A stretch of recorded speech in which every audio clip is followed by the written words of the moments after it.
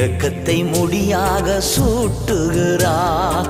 படுகுழியினின்று விடுவிக்கிறார்.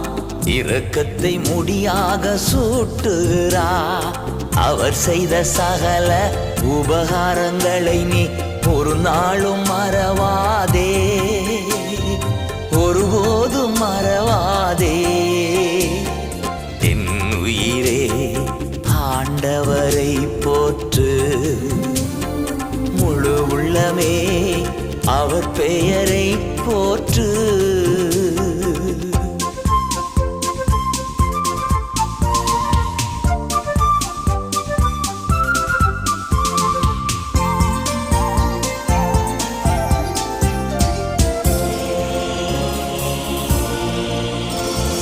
வாழ்நாளெல்லாம் நன்மைகள்